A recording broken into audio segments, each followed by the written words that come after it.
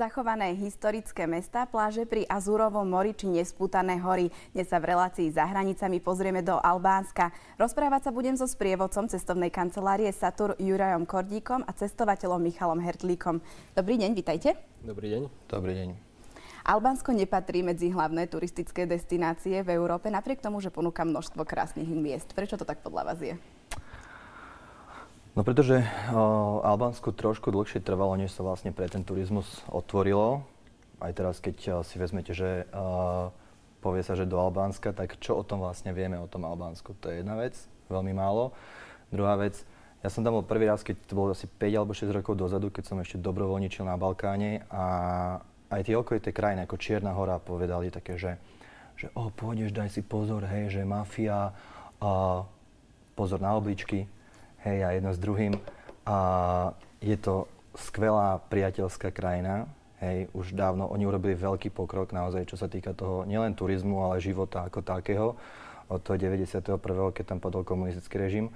Takže bola to taká nejaká, možno asi skôr, povedzme, že ospalá diera vlastne v rámci toho nejakého turizmu alebo návštev. Pritom sa to oplatí, či už by ste sa chceli ísť, ja neviem, či by ste chceli strekovať po kopcoch, čo je úplne geniálna destinácia. Takisto tam máte staré historické pamiatky, máte tam prekrásne kaňony, ktoré môžete splavovať, jednotlivé mestečka, ktoré sú zapísané len tým, aké sú v zozname UNESCO. Hej, takže tých miest, vecí, ktoré tam môžete vidieť, je naozaj veľa. A ešte je naozaj pekné to, že je to taká dostupná a taká asi najbližšia nejaká exotika podľa mňa. Keď si vezmeme, že z toho vlastne v tom kontexte Európy, to Albánsko je, možno nie je až také európske, ako tá Európa. A ako ste sa vy, Michal, dostali do Albánska? Čo vás motivovalo? Ja som išiel na známy študentský pobyt do Bulharska, Erasmus. A počas tohto môjho pobytu bol môj cieľ prejsť nielen celé Bulharsko, čo sa mi teda podarilo, ale chcel som prejsť aj veľkú časť Balkánu, čo sa mi teda takisto podarilo, a moje kroky neobyšli Albánsko, pretože Albánsko je pre mňa taká tá, presne ako Juraj hovorí, taká tá veľmi exotická krajina, nielen na Balkánskom polostrove, ale aj v celej Európe, pretože ako vieme, tak je to v podstate ako keby taký most medzi Európou a Áziou a mieša sa tam celá tá v podstate európska kultúra už s takou, by som povedal, že tureckou až takou kultúrou Blízkeho východu. Takže je to tam krásne pomiešané, no a to ma strašne motivovalo, aby som túto krajinu niekedy navštívil, čo sa mi podarilo, a som za to veľmi, veľmi rád a odporúčam vysoko každému jednému turistovi alebo cestovateľovi alebo takému vášnivcovi pre Balkán, aby túto krajinu neobýšiel, aby sa tam naozaj pozrel. A keď sa teda niekto rozhodne ísť do Albánska, tak kam odporúčate, aby viedli jeho prvé kroky? Zrovna teraz tu skončí také fotky, hej, a to bolo z mestečka Berat. Tam. Je to mestečko, ktoré je zapísané v UNESCO, bývalé vlastne turecké mesto. Majú to taký, ako oni to volajú, že mesto tisícich okien. A naozaj, toto tu zrovna to ide, hej. Je to prekrásne mestečko v horách, nad tým je Beratská pevnosť, ktorá je úplne fantastická, máte odtiaľ prekrásne vyhliadky. To je veľmi pekné, nie je to ani tak ďaleko od Tirany. Veľmi také trošku iné zase je potom Gjirokastra, čo je vlastne kamenné mesto. To je tiež pamiatka UNESCO. Máte vlastne pocit, že sa prechádzate po doslova kamennom mestečku, vlastne, kde tie domy sú vybudované z kameňa. Úplne čarovné, veľa ako dôležitých ľudí, či už zrovna ten diktátor Hodža, Enver Hodža sa tam narodil. Prekrásna časť južného Albánska. Ak by ste, to sú zábery z Modrého oka. To je tak priesvitná, prekrásna voda, že môžete hľadať takéto vodu do národných parkov v Číne alebo v Amerike. Úžasná vec. Podľa mňa ďalšia vec, ktorá je úplne super, my máme taký zájazd vlastne po Albánsku, v júni teraz ideme. Veľmi pekná vec sú napríklad tieto južanské pláže, ktoré sú dole na juhu v Sarande, majú tam prekrásne ostrovy, Ksamilské ostrovy, ktoré vlastne kúsok pár kilometrov cez more iba Korfu. Čiže my chodíme na Korfu, ktoré je narvané a preplnené, hej, a hľadáme tam pekné pláže, kdežto keď idete vlastne dole po tú Sarandu, 10 km odtiaľ, tak máte tieto Ksamilské ostrovčeky a nemusíte ísť zrovna na tie ostrovy, také 3 hlavné, ale môžete byť vlastne normálne na tom pobreží toho Jonského mora a je to úplne raj, to je morské oko. Ďalšia vec, keby ešte idete smerom na Macedónsko, je tam Ochridské jazero. Takisto fantastická vec, môžete vlastne prejsť pekne na druhú stranu do Macedónska, my tam chodíme na 2,5 dňa. Veľmi pekná vec, to tam je tiež úplne celé také čarovné, máte tam čistú vodu, môžete sa kúpať, sú tam vlastne staré kostolíky okolo toho a také tie pohľadnicové zábery naozaj, že idete. Ja osobne mám veľmi rád Tiranu, ktorú možno, že turisti až tak veľmi neocenia, keď tam idú na jeden deň. Či už ten starý bazar, ktorý tam je, alebo sú tam, alebo to námestie, na ktorom sa vlastne deje všetko. Majú tam fantastické múzeá, ktoré sú či už Národné múzeum, Historické múzeum, alebo akékoľvek. Celé to. A potom samozrejme tá príroda, ktorú teda môžete navštíviť, ak máte radi treky.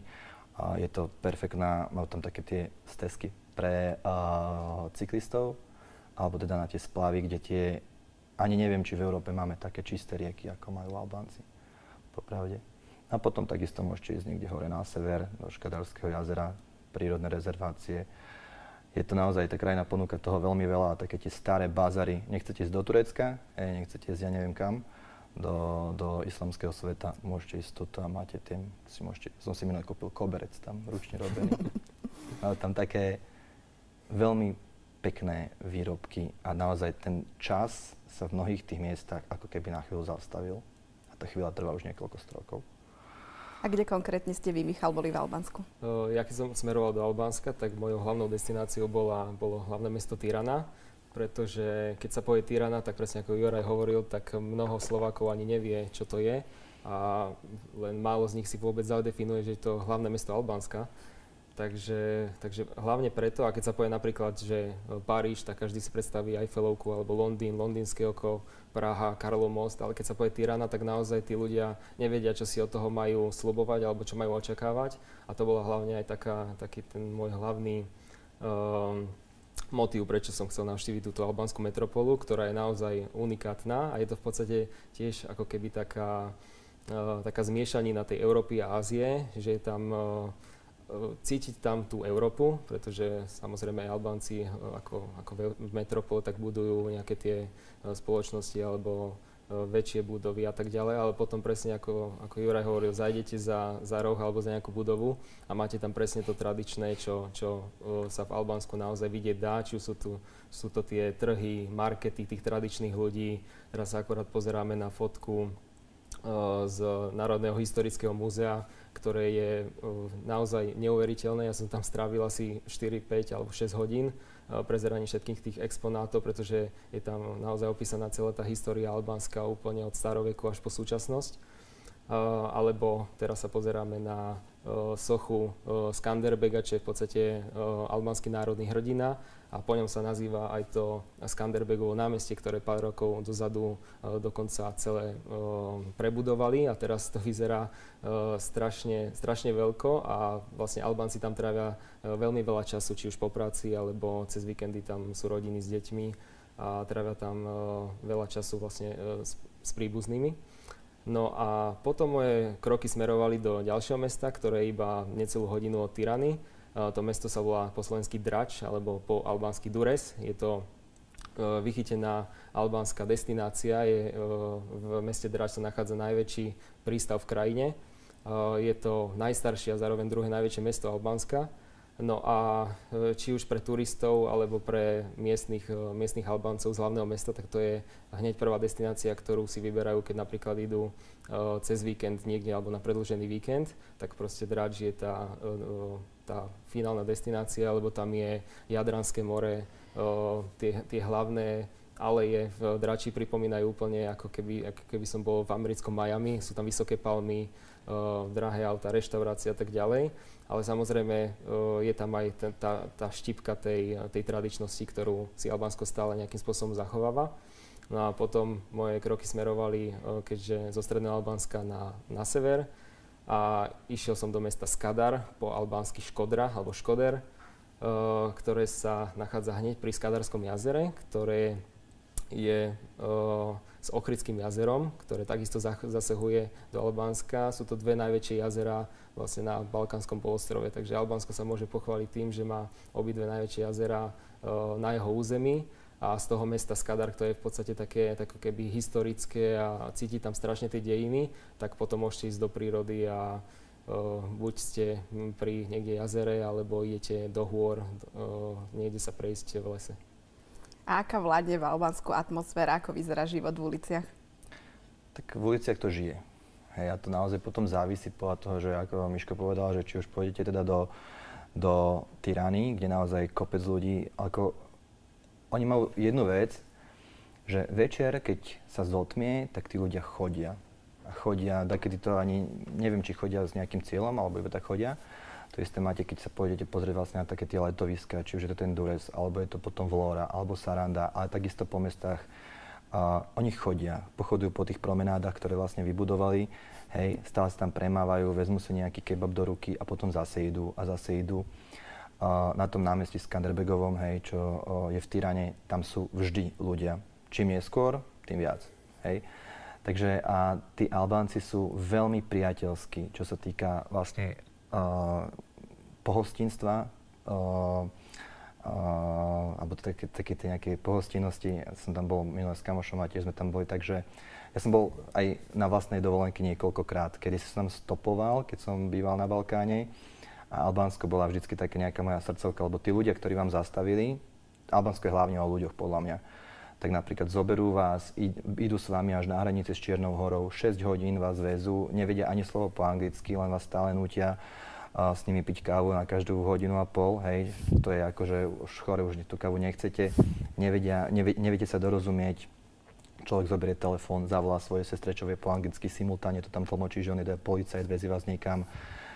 Tam nikdy som nestopoval dlhšie ako 2 minúty, hej, hneď vám zastavia, sedíte napríklad v Tirane na námestičku, pijete tam pivo ráno, hej, po ťažkej noci v nejakej diskotéke tyranskej a za chvíľku vám príde ďalšie pivo a že to ste si neobjednali a že tam nejaká bezzuba teta platila niekde akože potom nejaký ujo tiež, takže vy tam naozaj tí ľudia, keď vidia, že nie ste lokálni, tak sú neuveriteľne priateľskí. A taký ten mýtus, že je pravda, že kedysi to bolo, napríklad Vlora bola nebezpečné mesto, kde vlastne fungovala nejaká taká tá mafia, alebo vy sa dokážete dostať cez more až teda do Talianska, do Bari. Nebolo to tam úplne bezpečné, ale tie časy sú dávno preč. Čiže napríklad teraz naozaj, keď idete večer, tak tí ľudia tam sú. Toto sú vlastne mestečka, toto sú zábreží Girokastria z Beratu. Prekrásne tam zazídete večer a tam sú také tie bazáry, čiže naozaj ste ako keby na nejakom tureckom, osmanskom bazáre. A tí ľudia tam sú, každý vám teda nalieva rakiu, to ako keby ten alkohol bol zadarmo tam, hej. A takto vlastne podľa mňa tá kultúra je hlavne o ľuďoch, ktorí sú krásne priateľskí. Presne tak, ja súhlasím s každým jedným slovom, ktoré Juraj povedal. Tá albánska atmosféra je teda hlavne o ľuďoch. Je to vysoký temperament a Slováci by si mali od Albánska brať veľký príklad v tomto, pretože tí ľudia naozaj idú do ulic a nemusí sa tam nič diať, ale oni tam sú. Či už je toto Skanderbegovo námestie ako hlavné námestie v Tirane a to najväčšie v Albánsku, alebo potom sa zatúlate do nejakej malej uličky a tam je otvorený bazár, alebo sú tam otvorené kaviarne. Albánci sú vonku na uliciach, popíjajú kávu alebo čaj, pijú rakiu. Každý vás oslovuje, doslova vás ťahajú do tých svojich kaviarničiek, aby ste si s nimi išli vypiť kávu. Všade počujete tú ich albánčinu, čo je unikátny jazyk na svete. A celé je to také, ako keby ste boli v takej balkánsko-albánskej rozprávke. A naozaj to odporúčam každému jednému zažiť, lebo my tu v Strednej Európe, my už sme zameraní v podstate na taký moderný technologický svet, plný inovácií a tak ďalej, ale to Albánsko je naozaj unikátne v Európe tým, že tá tradičnosť a tá kultúra a všetky tie obyčaje, zvyky a tak ďalej sa posúvajú na prvé miesto pred tými, ktoré máme tu na Slovensku, takže to je unikátne a treba to zažiť. Ešte je to tam také, že naozaj, že keď idete a veľakrát hľadáme nejakú exotiku, tak toto je presne krajina, kde nájdete dobré cesty a na nich nájdete kozy. Napríklad, hej. A potom nájdete naozaj toto, čo tam teraz je, toto je z okolia Ochridu, čo vlastne bolo toto, čo pozeráme teraz na videu. história, ktorá tam je, ak máte napríklad rádi nejaké staré rímske vykopávky, tak môžete ísť do Butrintu, hej, takisto. Je to komplexná krajina, hej, či už je to cez to jedlo, cez tých ľudí, alebo cez históriu a potom aj tú novodobu.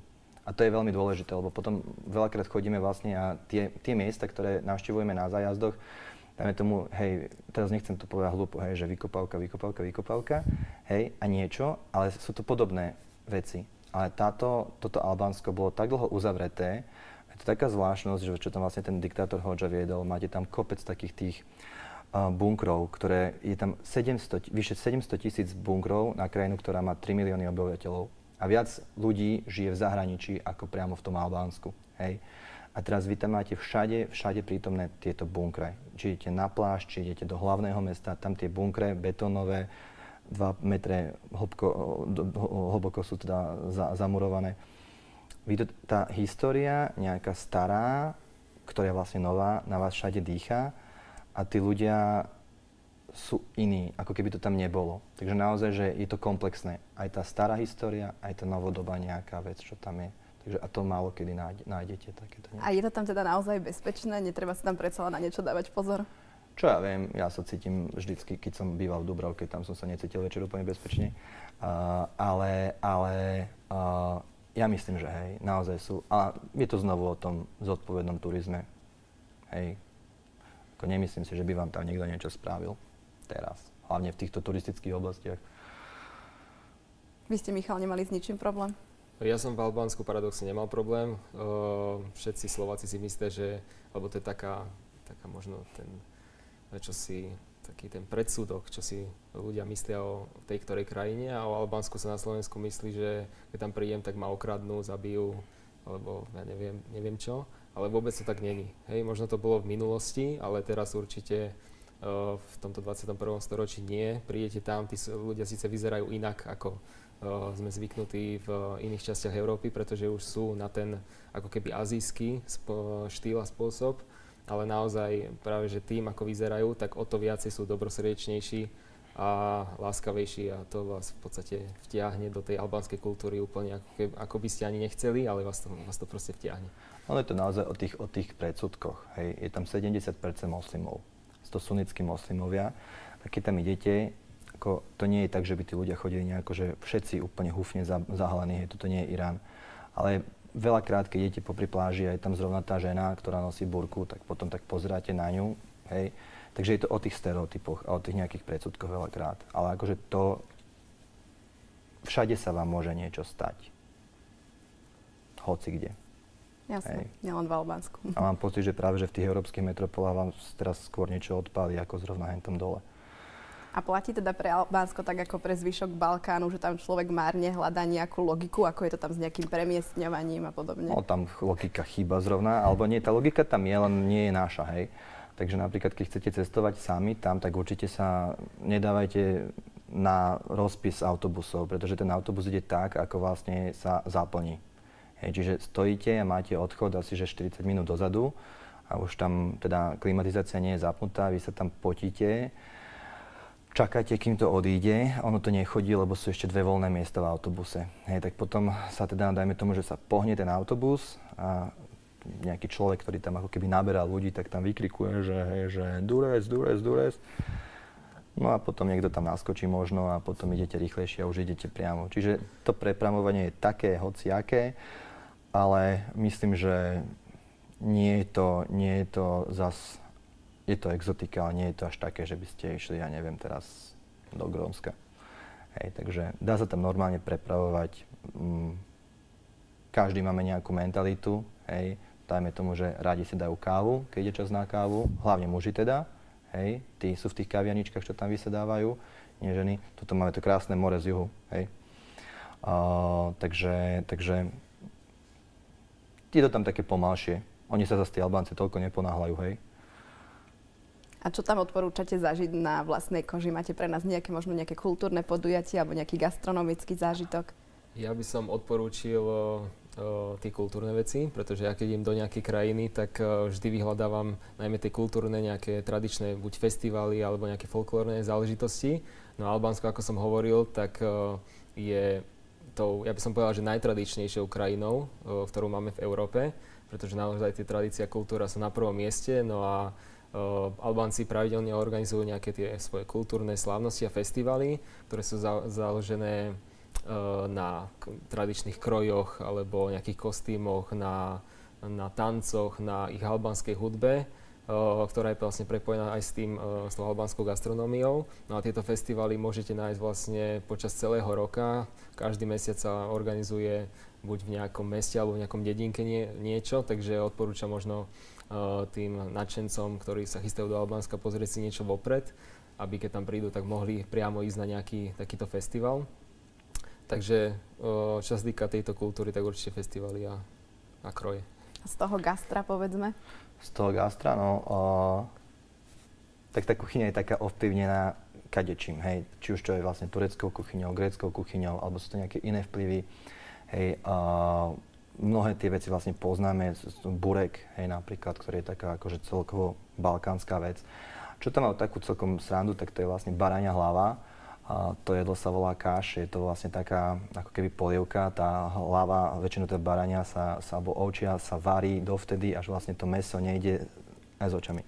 Hej, až to nejde vlastne naozaj úplne veľmi dobre z tej lebky. A potom sa z toho spraví taká ako keby nejaký vývar so zeleninou alebo dačo také, potom sa to ako studené jedáva na raňajky.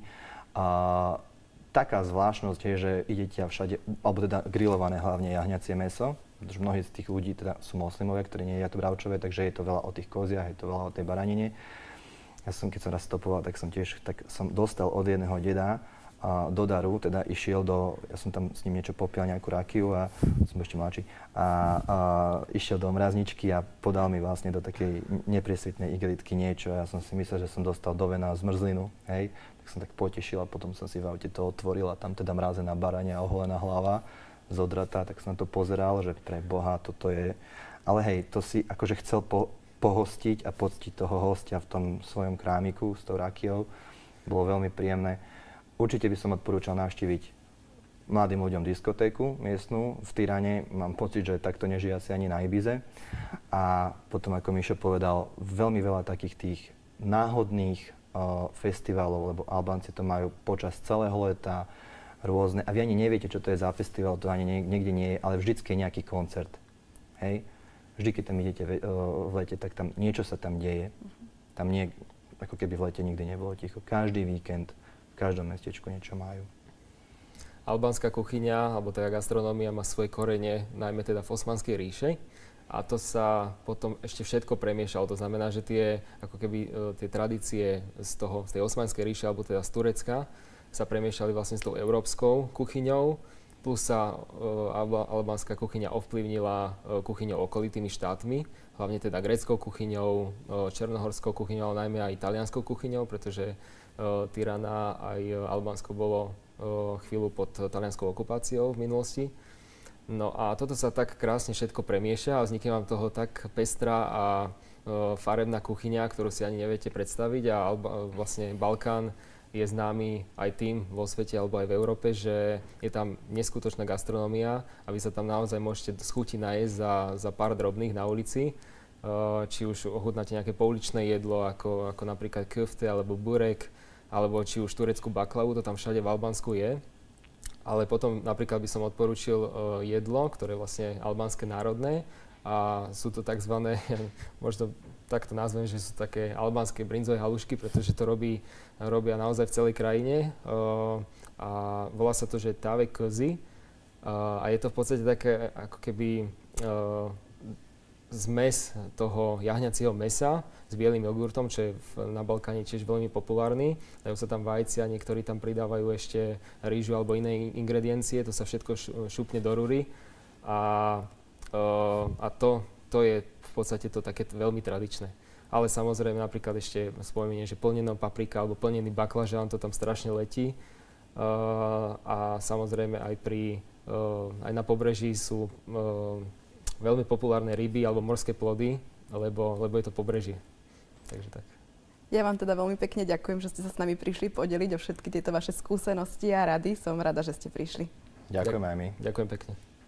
Vám divákom ďakujem veľmi pekne za pozornosť. Som rada, že ste boli s nami aj dnes. Na budúci týždeň vám v relácii Za hranicami ukážeme začiatok novej plavebnej sezóny na Dunaji. Určite si to nenechajte ujsť. Dovtedy dovidenia.